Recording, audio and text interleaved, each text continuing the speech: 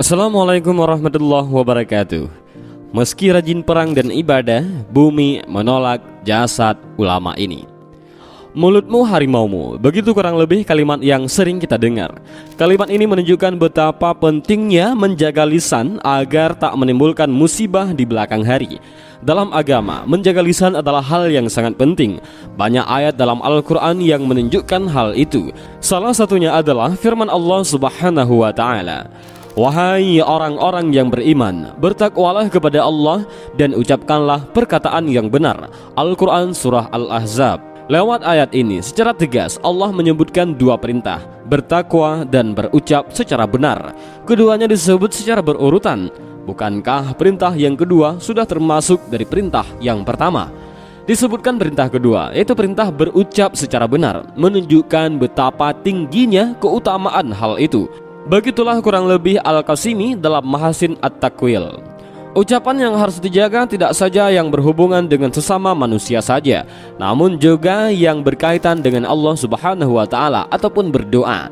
Dia berjanji akan mengabulkan doa yang dipanjatkan hamba-hambanya, asalkan syarat dan ketentuannya dipenuhi.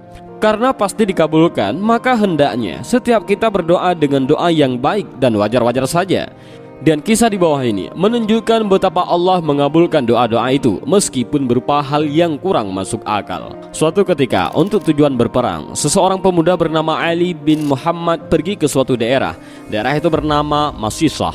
Di sana, di sebuah masjid, ia melihat ada seorang ulama, sebut saja Syekh Fulan, yang sedang mengisi kajian Islam. Selepas kajian, Ali mendekati Syekh Fulan dan berkenalan. Setelah mengobrol ngalor ngidul, Syekh Fulan memberi Ali sebuah tawaran.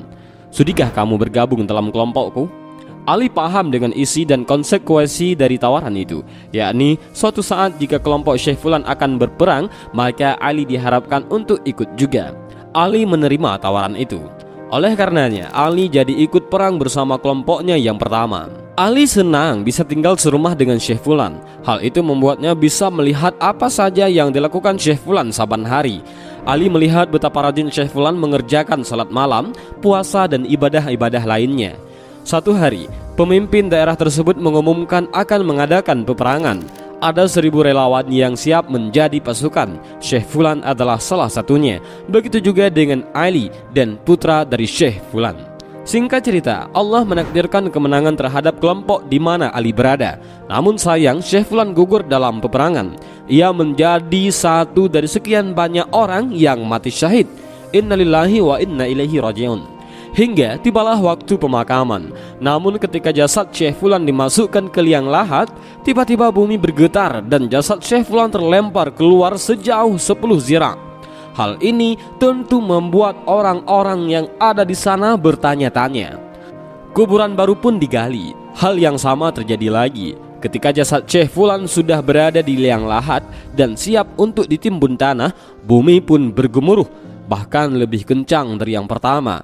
Jasad Syekh Fulan pun terlempar keluar lagi, bahkan lebih jauh dari sebelumnya.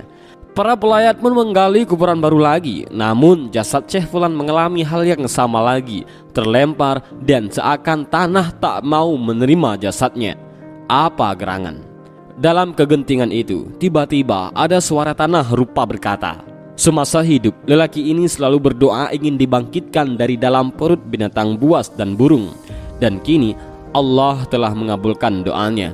Oleh karenanya, tinggalkan saja jasad ulama ini." Para pelayat pun akhirnya membiarkan jasad Syekh Fulan dan meninggalkannya begitu saja. Dan inilah kisah tentang seorang ahli ibadah, rajin perang dan ibadah. Bumi pun menolak jasadnya karena doa.